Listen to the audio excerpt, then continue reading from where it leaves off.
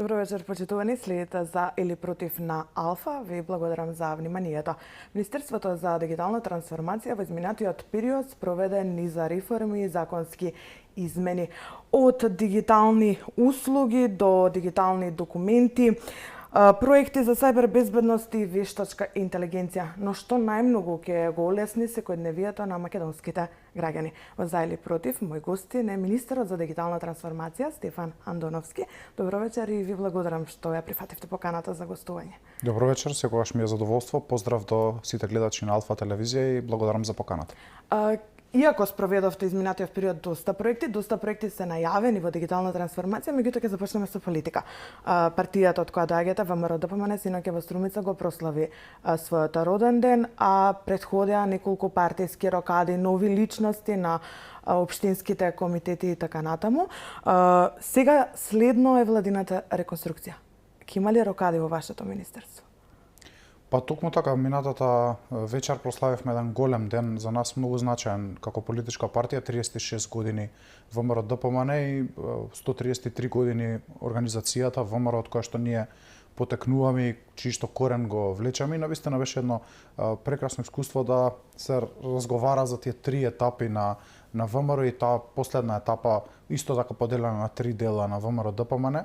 Но нешто што суштинско во врска со вашето прашање беше кажано вчера, а тоа беше дека влегуваме во ново поглавје во кое што Македонија забрзува и во напредок, и во реформи, и во бруто домашен производ, и во раст, и во пристапување кон Европската унија, и во подобрување на животот на македонските граѓани. И тоа темпо треба да го носат луѓе кои што се подготвени тоа да го прават. И во таа насока сметам дека ќе биде и реконструкцијата на владата, такви беа и промените во партијата внатре. Тоа не значи дека се откажуваме од луѓето кои што повеќе не ги имаат функциите кои што ги имаат, затоа што функциите се менливи и менливи. Партијата покажува дека останува, организацијата е вечна и од тој аспект секоја промена треба да се гледа позитивно за луѓето кои што можат да дадат повеќе, да направат повеќе во своите средини, да останат на позициите, некои да се заменат, да дојдат некои нови со свежа енергија и со повеќе идеи како можат повеќе да придонесат за граѓаните. Што се однесува до рокади во моето министерство, јас често сум кажал дека и мојата функција е менлива и менлива. Јас сум сработел кога ми била дадена шанса, беше голем предизвик да се постави ново министерство, да се покажат резултати во област која што не е дофатлива на секој од граѓаните, не е забележлива од секој од граѓаните, но мислам дека успеавме да направиме резултати. А дали јас ќе бидам предводник нова министерство или ќе дојде некој друг, тоа е одлука на председателот и мандатар за формирање на владата и јас верувам во неговите способности да анализира. Има некои такви најави дека би дошла замена на ваше место? Не сум слушнал дека би имала некоја промена, но јас сум подготвен да ја преземам оваа улога и понатаму да преземам некоја друга улога која што ќе ми биде доверена, затоа што сакам предизвици. Сметам дека можам да се докажувам, сметам дека имам енергија, имам амбиција да покажам резултати. Тие ги покажавме и во ова министерство, така што сум подготвен за било каков предизвик во периодот кој што следи. Некои имиња досега се шпекулира, за други е известно дека ќе заминат, имајќи ги предвид резултатите постигнати или не постигнати изминативе 2 години од мандатот на оваа влада. Има некои официјални имиња барем во партиските редови? Видете, имиња и шпекулации има многу. Официјален став партијата нема заземено во смисла на седница на извршен комитет или централен комитет да се дискутира конкретно кој би заминал или кој би дошол. Тоа е сепак прво иницијатива на председателот, која што мислам дека во текот на денешниот ден ќе започне со дискусии, па ќе имаме одлука во период кој што следи. Но добро кажавте, одлуката се базира на резултати, на спроведени мерки, политики за граѓаните, подобрување на состојбите кон граѓаните. Председателот вчера зборуваше и за блискост до граѓаните, наместо да се сместуваат удобно во фотелја или на службени или приватни патувања, да излезете на терен, да бидете блиску до сопствените граѓани, да реализирате проекти за нив. И мислам дека на тој начин ќе се цени кој колку има придонесено. И тоа е позитивно, тоа е добро, затоа што секогаш мора да сте во еден надпревар сами со себе, да бидете подобри секој ден, да не заборавате од каде сте потекнале, затоа што ова да се биде на некаква одговорна функција е привилегија. тоа граѓаните во илјадници, во стотици илјади излегле на денот на гласање и ве избрале вас да вие ги представувате. И таа привилегија никогаш не треба да се заборава, затоа што ние не потекнуваме од некој друг народ. Нас не донеле некои бриселски политичари да бидеме на овие позиции каде што сме, туку сме избрани од граѓаните, од македонскиот народ и од сите граѓани кои што живеат во Македонија. И таа привилегија треба да се носи со одговорност и со чест, за да испорачаме резултати за тие граѓани кои што не гласале, некој би бил некој друг. Во Македонија многу долго време се гласа против. Сега ќе биде предизвик во периодот кој што следи да се гласа за, затоа што треба да покажете што вие сте постигнале за граѓаните, за да со чист образ излезете пред нив и кажете точно е, вие ми ја дававте честа и можноста да ве предводам во определена област, еве ги резултатите кои што ги постигнав во ваше име. Сега гласајте за мене или гласајте против мене, но тоа ќе биде еден предизвик кој што и партијата и владата треба да го носи во периодот кој што следи. Во контекст на спроведеното, ќе го ставите Министерството за дигитални трансформации на пиедесталот во владиниот сектор? Па мислите дека имате многу или повеќе спроведено од другите министерства? Не сакам да се споредувам со други институции. Јас наследев институција која што имаше 6 министри пред мене во 6 години. Институција која што некако беше оставена на маргините. Не постоеше во дискурсот. Ниту граѓаните забележуваа дека постои, ниту па имаше некои резултати завидни со кои што може да се пофалите. Сега во моментот ако треба да подлечам линија, тоа го правам затоа што се е 2 години од владата и од министерството. Мислам дека имаме оставено проекти по кои што ќе напаметат луѓето. И затоа сум многу горд затоа што моето министерство не може да гради мостови, пруги, водовод, канализација, згради, туку прави нешто што на прва не се гледа. А тоа е ефикасност на државната управа и поблиски услуги за граѓаните. И по тоа мислам дека ќе не ценат луѓето и кога ми пристапуваат и ќе ми кажат дека завршиле работа за 10 минути за нешто што им требало порано неколку дена да го завршат, тоа е придобивката која што ја носи моето министерство и мислам дека успеавме некои клучни чекори кои што ни беа поставени во програмата да ги реализираме. Дали сум целосно задоволен или дали може уште повеќе да се прави, секако дека да. Ова се само 2 години, имаме почнато доста работи кои што ќе се реализираат и во периодот кој што следи, но задоволен сум од динамиката и се надевам дека и во периодот кој што следи ќе можеме уште повеќе да реализираме. На скала од 1 до 10 би си дали оценка? Па јас ќе оставам граѓаните да ни дадат оценка на нас. Јас сум генерално задоволен, така што мислам дека постигнавме многу повеќе од колку што очекува од нас. Јас имав едни емисии во почетокот на министерството таму јуни-јули 2024 година, каде што кажував некои амбиции кои што ги имаме и што сакаме да ги постигнеме и луѓето ми велеа многу ветуваш. Ова може да многу од ова може да не се реализира и потоа ќе биде незгодно да излезеш на телевизија и да зборуваш за тоа што сте направиле или не сте направиле, но јас бев многу внимателен во тоа што го ветував и огромен процент од тоа што сум кажал дека се реализира во првата или во втората година е веќе реализиран. До каде е реформската агенда? Тука сме добри. Тука сме, да речеме, во топ 3 институции во државата, можеби по некои мерења и први. Имавме 3 чекори кои што се предвидени за јуни 2026 година. Можам со задоволство да кажам, после вчерашните состаноци кои што ги имавме во владата, дека сите 3 чекори ќе бидат исполнети, со што ќе ослободиме нови повеќе од 13 милиони евра за граѓаните, кои што се однесуваат на индикативни проекти кои што ќе значат инфраструктура, дигитална инфраструктура, нови услуги за граѓаните, поголема безбедност и уште еден добар проект кој што беше со рок јуни 2025, со грејс период јуни 2026.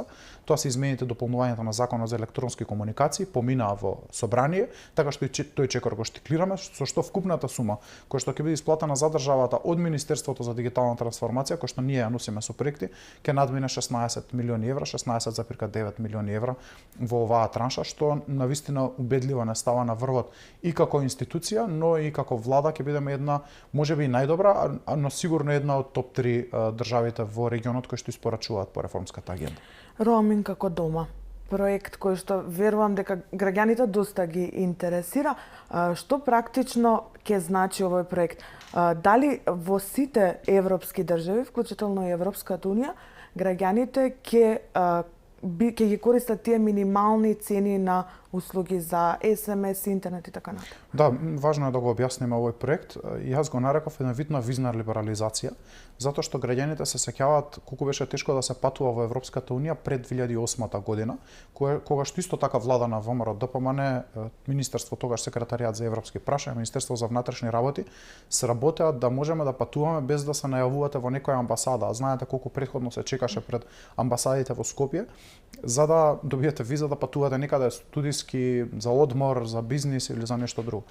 Сличен случај е кога патувате во странство да трчате да барате да купите сим картичка, за таа да биде по помали трошоци отколку што би била вашиот роаминг пакет кога патувате, или второ да се плашите кога патувате по македонските граници да не случајно ви премине операторот во некој странски оператор, па ако се јавите дома да наплати 100-150 денари од минута кога звоните. Така што тоа беше предизвикот. Ние направивме една анализа што треба да направиме за да стасаме до бесплатен роаминг. Што значи тоа бесплатен роаминг? Кога ќе платите пакет од 500-600 денари во Македонија за определени услуги мобилни, да речеме 200 минути телефонија, 100 SMS пораки вклучени и 5 гигабајти интернет, да речеме, тој пакет ви важи и во странство. Што значи дека под истите услови вие го користите тој пакет и во Европската унија. Значи не се нула трошоците, но и не се екстремни трошоци како што се сега, туку се истите трошоци кои што ги плаќате и дома. И со тој пакет вие можете да патувате било каде во Европската унија на било кој оператор на кој што ќе се закачите кога ќе патувате, исто така и граѓаните од Европската унија, значи нашата диаспора и други туристи кои што доаѓаат во Македонија под истите цени кои што ги плаќаат во својата држава, ќе ги користат и кај нас. Направивме една анализа, за жал бев оставен во ситуација во која што 4 регулативи не беа никогаш транспонирани, едната од 2016-2018 година, другите од 2021-2022 и законот за електрокомуникацијскиот код или директивата код на Европската унија исто така не беше транспонирана. 5 огромни директиви и регулативи ги анализиравме, видовме кои се нашите недостатоци, каде треба да се подобриме и во рок од 6 месеци успеавме да подготвиме текст на закон за законот за електронски комуникации, измени и дополнувања. И истиот го испративме до Европската комисија први од регионот, затоа што јас бев обвинуван дека ние сме били изолирани и немало шанси да добиеме роаминг како дома, додека другите држави од регионот ќе добијат. Први и состанок имавме минатата недела министерски со Европската комисија и таму забележав дека колегите дел од нив воопшто не испратиле таков пакет на мислење до Европската комисија, а дел од нив после нас. Ние го испративме во февруари, некој во март, некој во април, некој во мај, така што први сме од регионот и ние сме подготвени веќе да започнеме преговори со Европската комисија за нов договор кој што ќе биде потпишан помеѓу нас и Европската комисија, а Европската комисија ќе ги представува сите телеком оператори на страна на Европската унија. Тие преговори очекувам да започнат овој месец, ќе траат, очекувам во текот на летото и кога ќе имаме текст на договор, ние треба да го поминеме во влада, да го ратификуваме во собрание и тој договор да стапи на сила. Нешто налик граѓаните знаат, договорот за стабилизација и асоциација со Европската унија од 2000-тите години, кој што возможи некој вид на либерализација на економскиот пазар, на слободниот трансфер на стоки, услуги, луѓе и капитал. Така што работиме многу напорно. Очекувањата се дека овој процес ќе финишира со потпишување на договор и ратификација некаде октомври-ноември и очекувам дека во текот на 2027 година веќе ќе имаме оваа можност за граѓаните. За следната летна сезона граѓаните ќе немаат макар. Се надевам да зависеше од нас, тоа ќе беше подготвено и за оваа летна сезона, затоа што навистина многу амбициозно си го поставивме ова како приоритет и сакавме веднаш да го испорачаме, но Европската унија треба да формира тим за преговори, тие преговори да бидат во тек, да ги завршиме и да го ратификуваме договорот, така што малку повеќе обврски има на страна на Европската унија отколку на наша страна, бидејќи домашната задача е завршена, но очекувам дека во 2027 ќе го успееме. Се сложија со условот да плаќаат граѓаните подеднакво и во странство и дома за услугите што ги користат од нив? Ова е притисок за двата најголеми телеком оператори, за останатите не толку, бидејќи немаат толку голем број на корисници, но е предизвик за нив, но мене ми е драго што јас многу рано го најавив овој проект. И им кажав дека моја амбиција ќе биде во мојот мандат ова да се случи. И ќе направам се што е во наша моќ да се случи.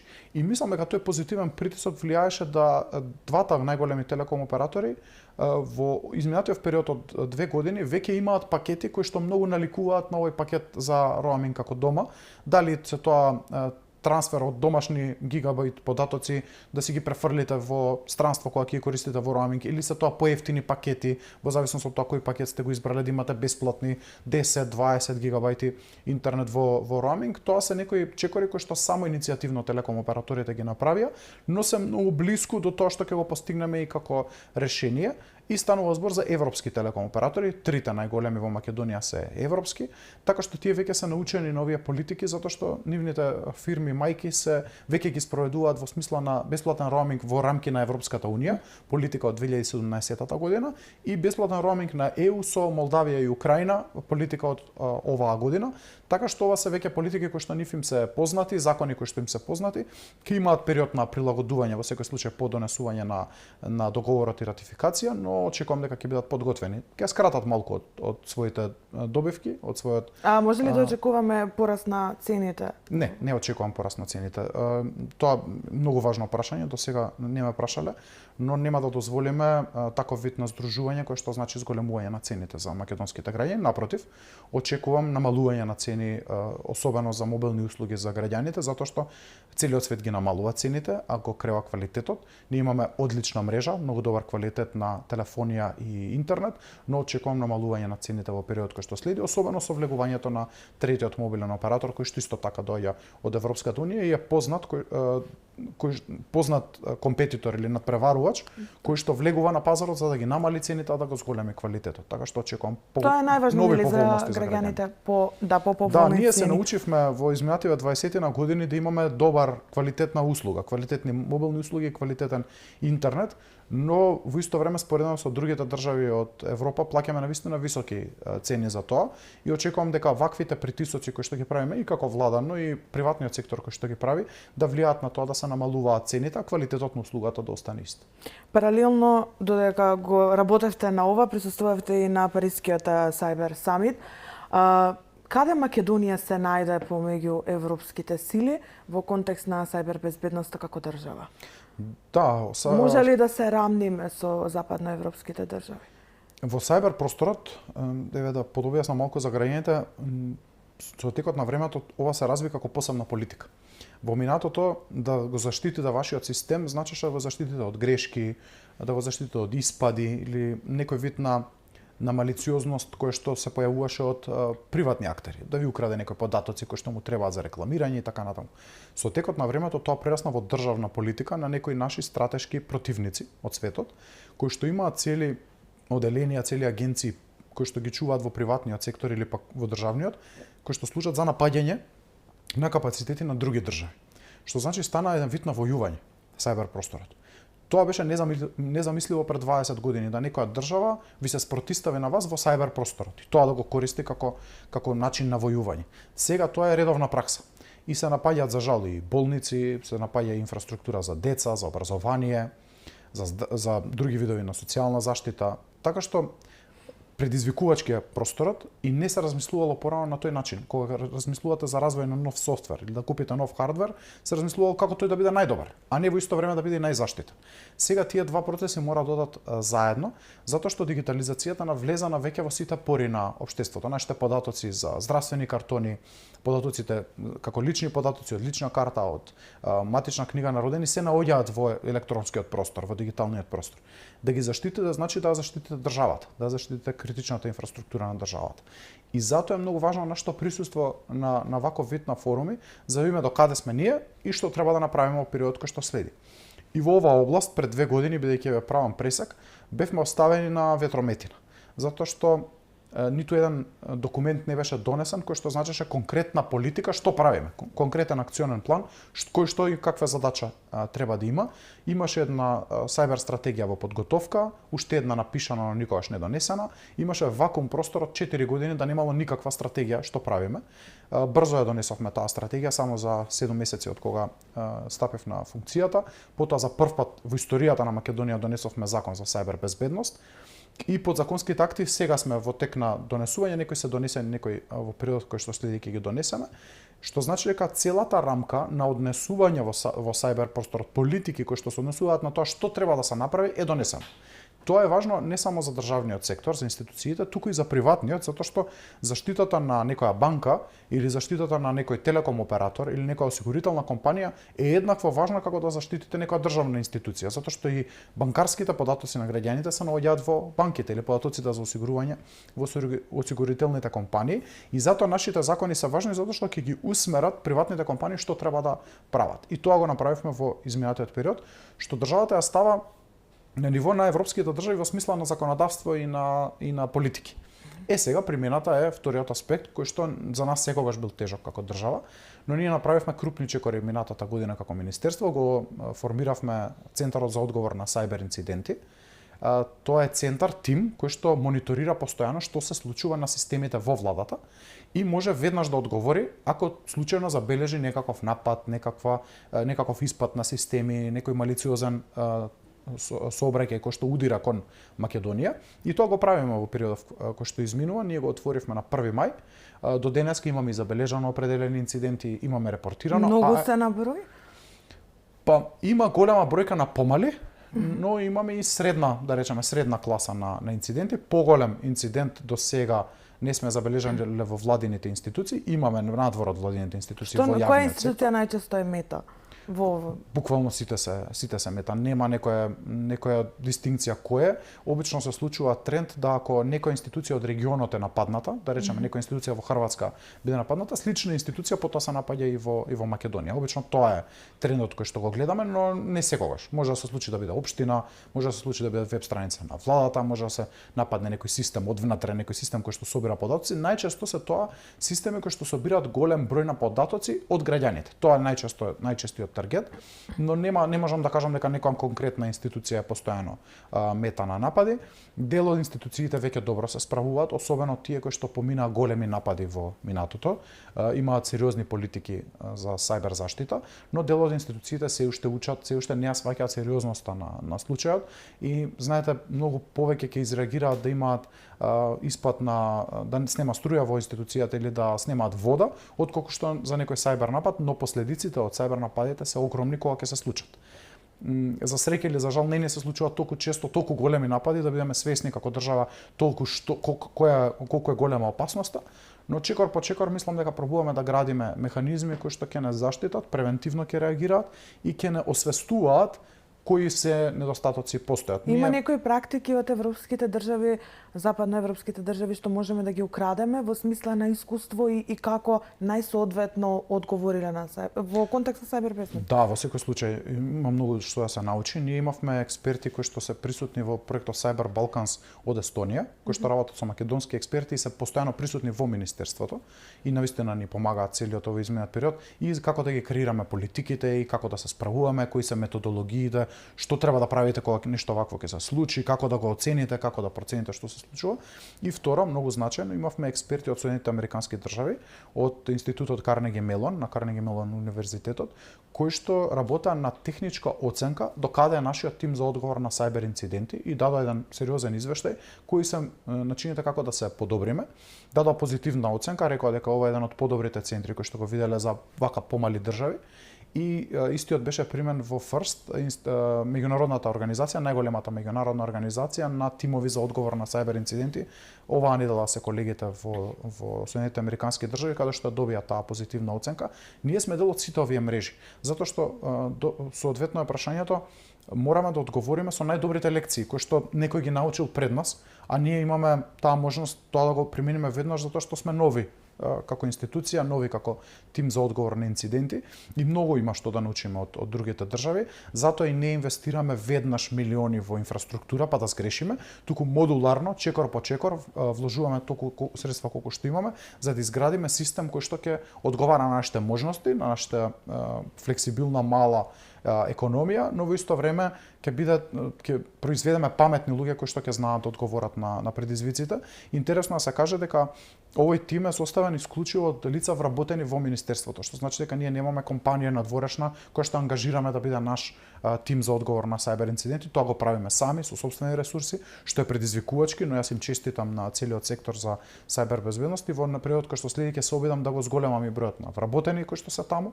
Ние овозможивме со законот за сајбер безбедност 40% додаток на плата за сите вработени во сајбер офицери и во нашето министерство и во други институции, така што таа една погодност им стои на располагање и еве моја препорака е до млади луѓе кои што завршуваат на електро или на финки да се специализираат за сајбер безбедност. Затоа што дека на светот му се потребни нови девелопери веќе не толку многу, како што им беа потребни пред појавата на вештачката интелигенција. Многу полесно е сега да ви искуца код некоја алатка за вештачка интелигенција.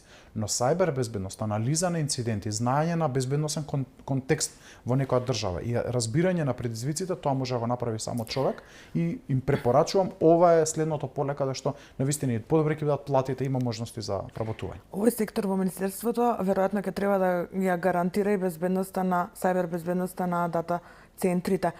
Што како одговорност ќе добие министерството по отварањето на ваквите дата центри кои што се во најава од Министерството за транспорт? Да кажам прво зашто станува збор да не се создаде некој баук во општеството дека не знам какви центри сега ќе се инвестираат и не знам какви машини ќе има низ државата. Ова се складишта кои што во нив содржат инфраструктура, податочна инфраструктура, машини и опрема, која што брзо пресметува податоци или складира податоци. Ние многу внимателно планираме и сме во дискусија со неколку големи компании во светот кои што сакаат да инвестираат во вакви центри во државата. И во таа насока се измените кои што ги предложи Министерството за транспорт да процедурата за добивање на дозвола биде легализирана, што значи дека точно се знае како ќе се изгради еден дата центар. Многу е важно да се спомене дека ние веќе 3 во државата имаме дата центри, поголеми, кои што се приватни компании кои што инвестирале во вакви дата центри даваат услуга на други компании во државата. И со должна почит граѓаните можеби за дел од нив не знаат и каде се наоѓаат, дел од нив се во центарот на градот, дел од нив се надвор од центарот на градот, дел од нив се во помали во другите градови. Затоа што се така добро проектирани и функционираат, вие не чувствувате дека постои таков дата центар. Може да се забележи само на сметките за струја од тој дел на градот дека се повисоки во тој дата центар, но сега зборуваме за поголеми дата центри. Многу внимателно планираме, тоа нема да се сечат шуми за да тие се изградат, нема да бидат без контрола, без проект, без заштита на животната средина. Опозицијата ве обвинува дека предавате струјата и водата во државата. Да, ги слушам тие обвинувања, во исто време ликува кога во Хрватска беше најавен дата центар од 50 милиарди евра инвестиции кои што ќе заземе површини од еден помал град во Македонија. Така што малку е дволично да од една страна ликувате кога некоја американска инвестиција од 50 милиарди евра ќе отиде во Хрватска, а нема да дојде во Македонија, од друга страна да зборувате за напредок, за реформи во Македонија, а да сте против дата центри кои што веќе функционираат и били изградени дел од нив и во време кога СДСМ била на власт, но биле помали, не биле толку популарни. Ќе бидеме многу внимателни во овој процес. Нема да дозволиме уништување на животната средина, на реките, на водните пространства или потрошувачката на енергија. Дозволете ми малку да се задржам околу тоа. Инвестициите во дата центри значат точно поголема потрошувачка на електрична енергија, но таа ќе си ја плаќа инвеститорот во дата центарот на слободниот пазар, што значи државата нема обврска да му обезбеди струја по повластени цени. Државата обезбедува струја по повластени цени за граѓаните и за микрокомпаниите. А за сите останати, тие одат на слободен пазар, сами обезбедуваат електрична енергија, дали преку универзалниот снабдувач, преку други снабдувачи, дали со сопствено производство, преку соларни панели, преку обновливи извори. Во Словенија има примери каде што тие се поврзани со биогасни централи, со соларни панели, со цел систем на затоплување на вода која што потоа влегува во парното на определени градови или села во близина, така што сите овие модели се разработени во Европската унија. Ние таков тип на модели разгледуваме, во ниеден момент нема да дозволиме тоа да оди без контрола. Ќе ве навратам на надлежностите. Во делот на заштитата, јас се завадив повеќе со делот на инвестициите, бидејќи сум вклучен во тој дел повеќе, веќе и преговараме со некои од нив, но во делот на заштитата политиките кои што се однесуваат на критичните субјекти ќе се однесуваат и на дата центрите, што значи ќе има точно разработена методологија што треба да следат за да гарантираат безбедност на податоците. Ние работиме и на физибилити студија за државен дата центар. Ќе мора да изградиме државен објект кој што ќе ги има во себе податоците на државата. и ќе ни помогне за поголем, подинамичен развој во процесот на дигитализација, да не ни стојат серверите по скали, во тоалети или во подруми и да не знаеме во каква состојба ни се наоѓаат податоците на граѓаните, ги сместиме во тој еден државен дата центар, така што политиките кои што се однесуваат на заштита на таа критична инфраструктура ќе ги пресликаме и кај приватните инвестиции. Кога дигиталниот паричник ќе стане реалност, е прашање кој што министерот го одговара по рекламите. Тука ќе направиме кратка пауза, но не го менувајте каналот.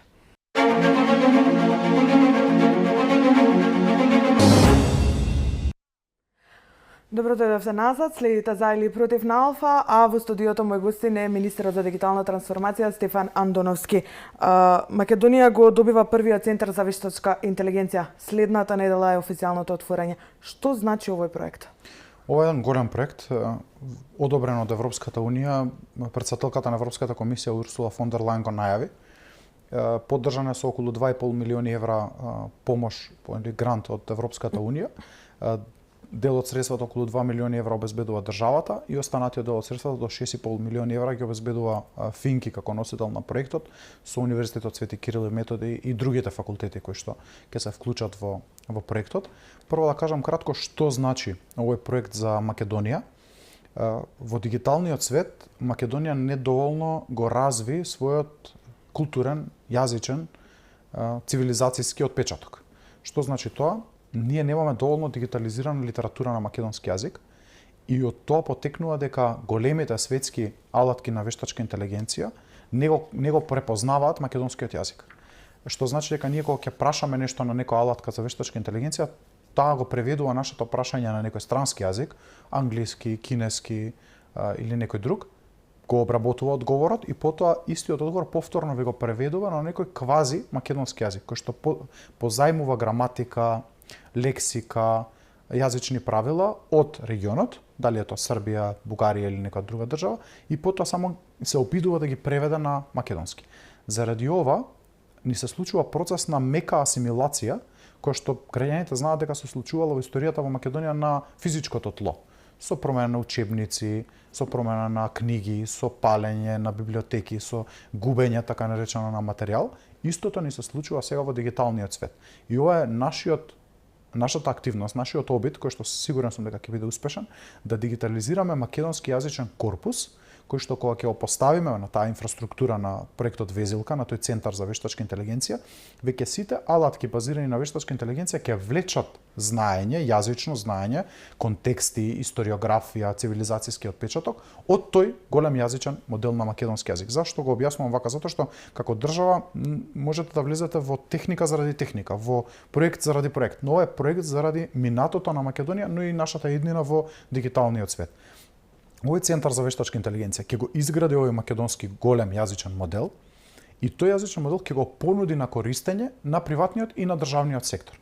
Поврзувајќи се со антена со фабриката за вештачка интелигенција во Фарос во Грција. Зборувавме за дата центри, ова е еден огромен дата центар чии што потенцијали ние ќе го користиме, а е од Грција. Да имавме македонски ќе го користевме од Македонија, еве зошто треба да има дата центри во Македонија. Искористувајќи го тој потенцијал на пресметување, на брзо обработување на податоци, ние ќе понудиме алатки базирани на вештачка интелигенција за македонската јавна администрација, но и за приватниот сектор. Што значи дека еве ги поканувам и тие кои што се заинтересирани компании, поединци, невладини организации, во среда во 12 часот во хотелот Александар Палас ќе се одржи промоцијата од почнувањето на проектот Везилка, ќе биде присутен и претседателот на владата, ректорот на УКИМ и секако носителите на проектот. И ќе зборуваме за можностите кои што вештачката интелигенција на македонски јазик ќе ги нуди за македонските граѓани, македонските компании и македонските институции. Тука започнува проектот, ќе трае 2 години како стартна фаза, но ќе ги нуди сите овие можности за кои што зборувам денес, а носителот на проектот ме замоли ќе го промовира тоа. Ќе имаме и линк веб страница на која што секој од нас ќе може домашната дигитализирана литература, трудови, текстови, магистерски тези, докторски тези да ги закачи на платформата и да донира текст за Везилка, така што еве ги поканувам граѓаните кои што нема да ни се приклучат во среда, од среда натаму да се закачат на vezilka.ai и да донираат своја литература, свој текст за Везилка, затоа што ова секој ни биде потребно да изградиме голем јазичен модел на македонски јазик и со оваа кампања да почнеме да реализираме проекти базирани на вештачка интелигенција. Што е опипливото, кој е добриот да речеме продукт кој што ќе излезе од овој проект. Ние ги имаме алатки за забрзување на процесите во администрацијата. Ќе му помогнеме со проекти на здравството, за побрза анализа на симптоми, на диагнози и така натаму, кои што ќе им помагаат на лекарите да донесат вистинска одлука. Какви одлуки треба да се преземаат, кои тестови треба да се прават, кои диагнози можат да се остават. Во ниеден момент граѓаните да не се плашат, нема вештачката интелигенција да одлучува наместо нас, наместо луѓето. Туку таа ќе помага како да се забрзуваат процесите, подготовка на извештаи, подготовка на анализи, компаративни анализи, планираат да користат литература и од собранието и од службениот весник на Македонија, за да може да примати закони и подзаконски акти, да сето таа база да биде формирана, а потоа примената е неограничена. Дали станува збор за нека мала компанија која што сака да го забрза својот пристап на пазарот, па сака да дознае кои се новите алатки за рекламирање, за маркетинг или како да ги оптимизира своите трошоци, до нека голема државна институција која што сака да следи колку ефикасни се нејзините вработени, па како да ги подобри политиките. За вештачката интелигенција во другите сектори, образование и здравство, имам уште неколку прашања, меѓутоа ќе ве навратам на визилка. Колку овој проект е капитален, или колку повеќе е капитален, за разлика од тоа дека само техничко-технолошки проект ќе биде во државата? Капитален е од историски аспект затоа што ќе дигитализира литература која што сме ја подзаборавиле на полиците во библиотеките, а исклучително значајна за тоа кои сме како народ. И со инвестиција од 6 милиони евра ќе успееме да дигитализираме литература која што му покажува на светот дека не сме ние дрво без корен, дека не сме создадени случајно, дека не сме политичка одлука на некоја влада да бидеме народ и да бидеме држава со свој јазик, со своја историја, со своја култура. Ова е начинот како тој процес ќе се заокружи и како ќе оставиме печат кој што никој нема да може да го избрише во дигиталниот свет. Не кажав, овој цел корпус на литература ќе се биде сместен тука во Македонија. Да, ние ќе користиме моќта на пресметување на фабриката во Грција, но потенцијалот, базата на податоци ќе биде сместена тука во Македонија и тоа значи дигитализација на сето она што сме го создавале како народ сите овие изминати стотици години. И тука е моќта на оставање на историски печат. Затоа ова капитален проект. Да, нема да изградиме зграда, но софтверски, системски, ние ќе имаме нешто да се подпреме во сите периоди кои што следат понатаму. Секоја алатка која што ќе развиваме понатаму, во мало делче ќе си ја земе везилка со себе. Таа ќе биде дел, нитка од сите проекти кои што ќе ги правиме базирани на вештачка интелигенција во периодот кој што следи. Дали треба да размислуваме за контрола на вештачката интелигенција во образованието, ако имаме предвид дека секој втор, ако не и прв родител, вели дека задачите по математика или физика ги решаваат на ChatGPT како алатка за вештачка интелигенција. Колку е ова опасно за македонското образование? Вештачката интелигенција, многу добро кажавте, е алатка. И секоја алатка може да се користи и за добро и за лошо. Секоја алатка која што користиме во физичкиот простор е добра или лоша во зависност од како ја употребувате. Ние недоволно користиме вештачка интелигенција за државата да влезе во драматична регулација на вештачката интелигенција. Ние затоа оваа година ќе донесеме стратегија за употреба на вештачката интелигенција, која што ќе исцрта кои области се најважни, како треба да се поставиме во тие области, а пред некое време потпишавме и резолуција од Вилнус на Советот на Европа за етичко користење на вештачката интелигенција. И ние ќе донесеме закон. Очекувам тој да се случи негде втората половина на 2027 година, во кој што ќе отцртаме некои рамки како треба на правилен начин да се користи вештачката интелигенција и како да се декларира дека вие сте користеле алатка за вештачка интелигенција за да решите определена задача, за да напишете определено домашно и така натаму, да кажете дека да, во дел од мојава задача јас користев алатки базирани на вештачка интелигенција. Но нема да ја забраниме. Нема да го спречиме развојот, затоа што таа е тука и ќе остане. Вештачката интелигенција е една од револуциите кои што му се случуваат на општеството, слична со пронедокот на компјутерот, на парната машина, на електричната енергија, така што не е нешто што сега е тренд овие 2 години, па потоа ќе го надминеме, нема да постои. Напротив, ќе зазема се поголеми размери во различни области. Прашањето е како да бидеме паметни околу тоа.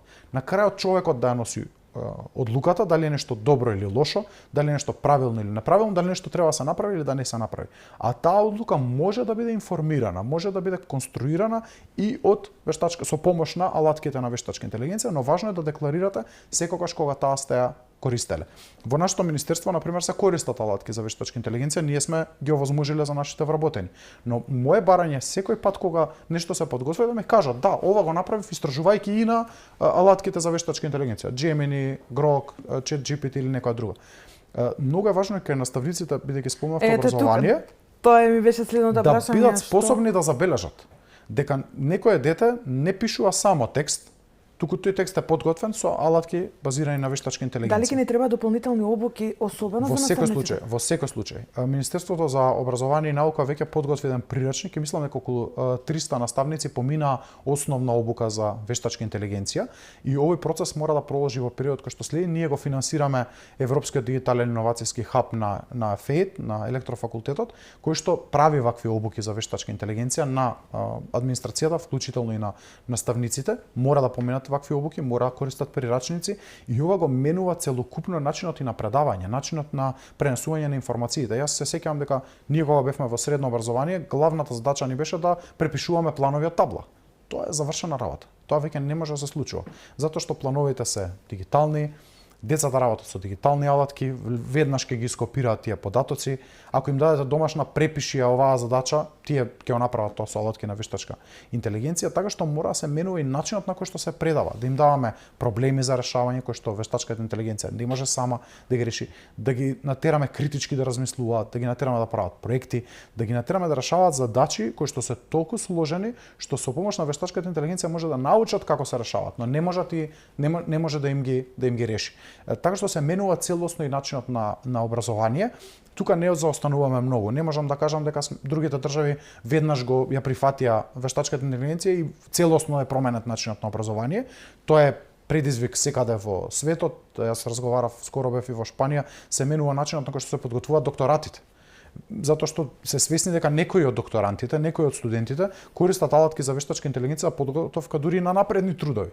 Па сега и тоа мора да се менува, како се оценува, како се гледа што е плагиат, што е копија, што не е авторско дело, така што сите овие прашања и дилеми постојат и ќе постојат и во период кој што следи, но е нешто на што мораме да работиме како општество, затоа што тука са алатките, нема да си заменат.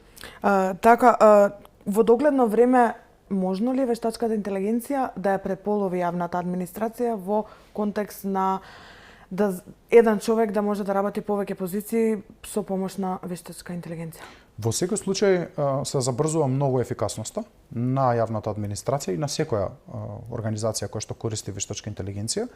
Вештачката интелигенција ќе ги замени луѓето кои што нема да ја користат. Тоа е во секој случај точно. Што значи дека луѓето кои што не се подготвени да користат алатки на вештачка интелигенција, кои што немаат дигитални вештини, кои што немаат некоја вештина специфична, некое знаење специфично кое што не може да биде заменето, во секој случај дека ќе бидат одвишок или на овој процес на примена на вештачка интелигенција, но сите луѓе кои што ќе ги научат овие алатки ќе бидат два пати поефикасни од што биле претходно. Така што вработените во јавната администрација кои што се подготвени да се надоградуваат, да учат, да применуваат нови методи и алатки, не треба воопшто да се плашат, напротив, ќе бидат многу ценети. И тие ќе бидат оние кои што ќе растат во јавната администрација, ќе напредуваат, ќе добиваат подобра плата, а оние кои што не се подготвени да напредуваат, да растат, да се развиваат, секако дека би требало да се плашат за работното место, не во смисла дека некој ќе ги избрка од работа, туку во смисла дека нивните работни позиции ќе станат одвишок во структурата.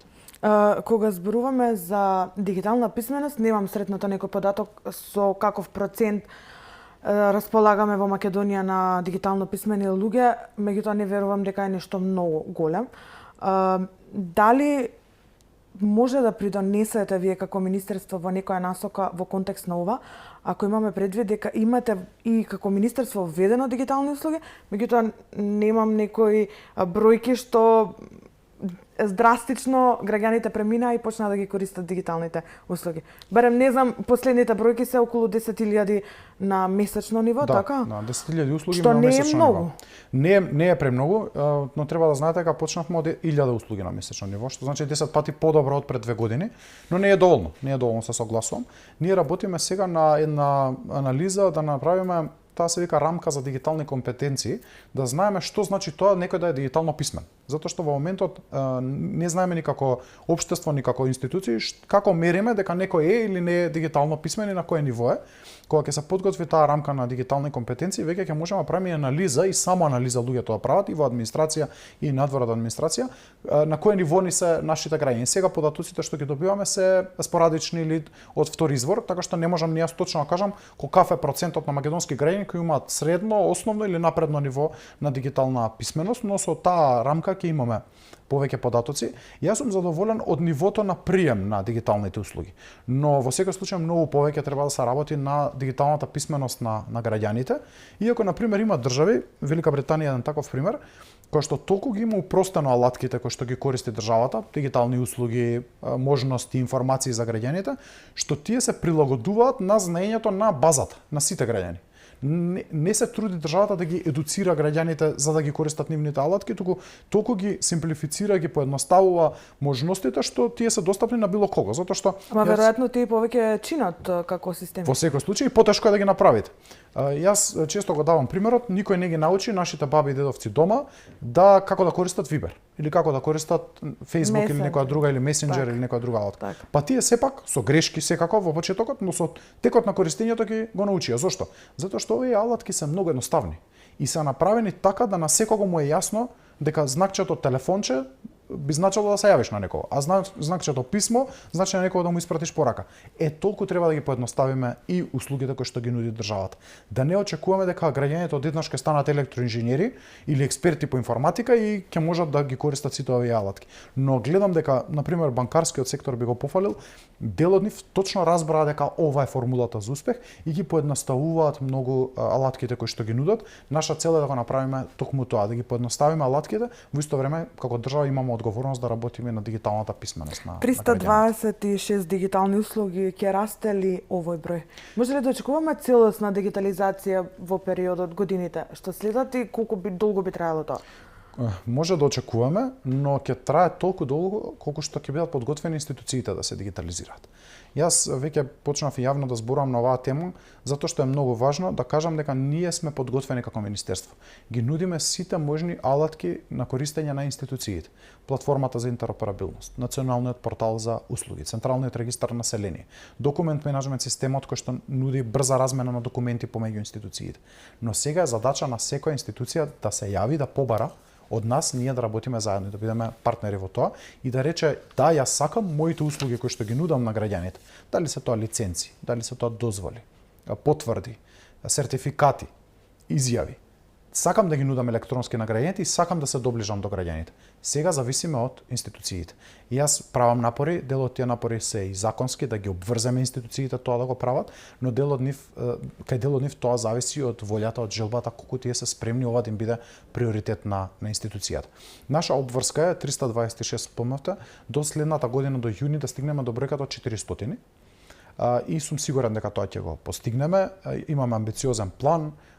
Дел од услугите ќе бидат оваа година, очекуваме околу 40 на 50 услуги како што и најавив на почеток на годината нови. Од следната година ќе треба уште 20 на 30 на до рокот од јуни, така што очекувам дека до јуни следната година ќе го исполниме овој рок, но тоа не го правиме само за реформската агенда или за Европската унија. Ова се услуги кои што на нашите граѓани помагаат побрзо да си завршат работа. Јас многу често ја кажам услугата потврда дека нема кривична или казнена одговорност или нема кривична или казнена евиденција. За нашите сограѓани кои што живеат во Скопје, потекнуваат да речеме од Битола или од Охрид. Вадењето на овој документ беше ноќна мора, затоа што еден ден одите до Охрид да аплицирате, па тие ви велат денеска нема да биде готово, не е тука председателот на судот, ќе мора да почекате некој ден да биде готова, па вие ги молите службениците на шалтер да ви дадат нивни телефонски број за да им се јавите да прашате кога ќе биде готово, па организирате уште еден ден од работа слободен, најчесто одмор земате, за да отидете повторно до Охрид или до Битола, да си ја земете оваа потврда која што ви треба за нешто друго, да завршите некоја друга работа. Сега ова е дигитално и се завршува за помалку од 10 минути. Од дома или од вашиот мобилен телефон. Тоа е брзината со која што се надминуваат проблемите. Да, ама јас имав ситуација баш пред неколку дена пред кривичен суд, каде што господја чекаше 2 дена буквално да извади документ за неосудуваност, а не знаеше дека постои. И буквално и напишав на телефонот, викам, имате онлайн, нема потреба ни да доаѓате до судот, ни да прашувате работно време. Колку граѓаните реално се запознаени. Тука ни помагате многу вие, како медиуми и затоа е 10 пати зголемен бројот на искористеност на порталот, но не е доволно. Јас би сакал ние месечно да имаме 100.000 трансакции. Тоа значи дека 100.000 наши сограѓани воопшто не излегле од собствениот дом за да се завршат некоја работа. Но ќе работиме и во период кој што следи на кампањи, со кој што ќе ги запознаваме граѓаните. Судовите на пример сами побараат да имаат големи постери кои што ќе може да ги закачат во судовите, да бидат видливи, да знаат граѓаните како да се завршат работа, но ова е еден процес кој што трае. Еве и оваа емисија ќе искористам сите овие потврди може да ги добијат граѓаните и во нашите центри за услуги. Што значи дека ако живеете, да речем, во близина на општина Аеродром, позади во Бисер, можете да влезете во нашиот центар за услуги, таму ќе ви издадат иста оваа потврда за која што би чекале во суд. Таму нема да чекате ни една минута. Така што ви стојат на располагање овие центри за услуги за сите граѓани кои што не знаат како да користат дигитални услуги, немаат дома компјутер, немаат интернет, не сакаат едноставно да научат, не можат да се снајдат во овој свет. Тука стојат на располагање, имаше само 5 кога дојдовме во Министерството центри за услуги, сега имаме 16 или 17, неделава отвараме уште 2 нови, така што ќе бидеме и сме присутни во скоро секој град во државата за да им помогнеме на граѓаните да стигнат до услугата која што им е потребна. Дигитален паричник. До каде е процесот? Да, ова е еден од проектите кои што се останати ветени, мисле дека ќе ги реализираме во 2 години. За жал не сме уште готови. Во дискусии сме со Министерството за внатрешни работи, дел од техничките податоци кои што ги влече овој дигитален паричник се во Министерството за внатрешни работи, но имаме механизми, модалитети како да ги надминеме овие технички предизвици. Чисто да објаснам за што станува збор, тоа е апликацијата М-услуги, која што ќе биде една сеопфатна или супер апликација за граѓаните, во која што ќе имаме електронска лична карта, електронска возачка дозвола и услуги за граѓаните кои што се најкористени на едно место, што значи нема да треба да барате различни портали, на различни места, веб страници, туку се вие се наоѓа на вашиот мобилен телефон во една апликација. И ова е една револуција, начинот на кој што државата се обраќа кон граѓаните или нуди услуги за граѓаните не е задолжително, што значи граѓаните кои што се користат физичка лична карта, физичка возачка дозвола, сакаат да отидат да чекаат на шалтери, тоа се уште ќе можат да го прават, нема никаков проблем, но тие кои што сакаат да користат електронска лична карта, возачка дозвола и електронски услуги ќе имаат таа можност. Реков во финална фаза сме, очекувам дека во текот на летото ќе успееме да ја промовираме. Затоа што важи Министерството за внатрешни работи и важи за министерство кој што дигитализираше многу услуги, многу голесни начини, еве сега актуелен е законот за оружје. И таму се обидуваат да воспостават некакви електронски поврзувања со Министерство за здравство, со останатите институции, судовите. Каде е закочан проблемот? Би требало нели брзо да се реши, меѓутоа ќе ви кажам дека Министерството за внатрешни работи е првата институција со која што ние дигитализиравме услуга од почеток до крај, тоа е услугата за добивање дозвола за оружје. И таа ја дигитализиравме уште во 2024 година и се сеќам на таа пресконференција со министерот Тошковски, таа е услуга која што е целосно дигитална. Вие аплицирате, а МВР по службена должност си ги собира информациите и податоците кои што му се потребни. Од суд, од изводите кои што му се потребни, потврдите за неосудуваност и така натаму, и ве носи до фаза да одлучи дали ви следува или не ви следува оружје, а потоа вие собирате документи кои што се однесуваат на вашата физичка подготвеност и здравствена подготвеност. Сега во тој контекст дигитализација. Не можам да кажам дека МВР е лош партнер. Еден од подобрите партнери кои што ги имаме, но мислам дека заради презафатеноста на службите кои што се однесуваше и на проектот Safe City, на регулирање на поединостите, предизвиците на Safe City, дел од другите предизвици кои што ги има како институција, тука можеби имаше определен застој. Ние правиме едно обновување, граѓаните не се многу запознаени за Open Balkans, дозволите кои што ги имаат за работа од регионот лицата истекуваат оваа година, 2 години се поминати, односно 4 години се поминати од воспоставување на системот, треба да се обновуваат и тоа е една надградба на порталот затоа што се оди преку услуги Gov.mk, е соработка со МВР, така што тоа се проекти кои што ние веќе во тек си ги тераме со МВР, но претпоставам дека заради преголемата зафатеност, заради особено проектот Safe City, овој проект малку се одолжи, но е нешто на што сме ние фокусирани многу детално и мислам дека многу скоро ќе го реализираме. Дали ќе треба законски измени за да стапи во сила она електронска лична карта, за да не треба граѓанинот паралелно да носи и телефон и лична карта или возачка дозвола? Ние направивме измени на Законот за електронски документи и електронска идентификација. И таму првпат го препознавме електронскиот паричник и дигиталниот идентитет. И таму и се спомнуваат дека постојат електронски документи како што е личната карта. И тука ние основата ја дадовме со нашиот закон. Но во други институции постојат различни закони. Например, има правилници и закони во институции кои што велат фотокопија од лична карта да се достави како доказ. Тие закони ќе мора да ги менуваме во ОД. Ние направивме сега една анализа кои закони бараат извод од матична книга на родени, венчани или умрени и тука ставаме замена за изводот за податок од Централен регистар на население. Што значи дека институцијата ќе може кога ќе воспостави технички систем да повлече информации по автоматизам. Истиот план ќе го правиме и за личната карта, возачката дозвола, во смисла не што е тоа лична карта, затоа што лична карта е и физичкиот документ и електронската верзија со нашиот закон. Но ќе треба, можеби, ќе се појават закони во кои што точно е специфицирано дека треба да се достави фотокопија или треба да се достави личната карта физички на увид. Тука ќе можеби ќе треба да се прават дополнителни измени. Ние правиме на анализа, ја доставуваме на влада и даваме обврска до сите институции да ги променат овие закони. Примерите од светот, ние најмногу со Полска соработуваме за ова прашање, се дека овој процес трае, дека ова нема да заврши за еден ден, дека нема следниот ден од кога ќе се воведе апликацијата М-услуги, вие следниот ден сите да вие прифаќаат. Сигурно ќе има период на адаптирање, но со притисокот медиумите, со притисок институционален, мислам дека овие прашања полека ќе ги разрешуваме. Ние имавме еден таков пример, јас во ова студио го најавив, тоа беа прифаќањето на електронските документи кога ќе ги испечатите, дека се еднакво валидни како и хартиените документи. Така. И тоа, иако беше промена од еден збор во законот, предизвика голема револуција во начинот на кој што функционира системот, да сега веќе скоро никој не оди во институција да извади уверение за државјанство од МВР на писмено со синиот печат. Туку сите уверенија за државјанство издадени од порталот, кои што ќе ги испечатите дома или во нашите центри за услуги, ви ги прифаќаат без никаков проблем. И јас веќе не слушам институции, односно граѓаните да се жалат дека некоја институција не им го прифатила овој документ. Така што слично ќе се движи и овој процес, но ние сме подготвени за овој предизвик. Стефан Андоновски, министер за дигитална трансформација. Ви благодарам за гостувањето и се надевам се гледаме и во иднина со промоција на нови проекти. Благодарам многу на можноста и се надам дека буквално ќе дишате во врат како медиуми да видите до каде сме со реализација на нашите проекти. Ви благодарам и вам, почитувани, за вниманието. Тука е крајот на вечерашното издание на За или против, а следното е утре вечер 18:10. Довидување.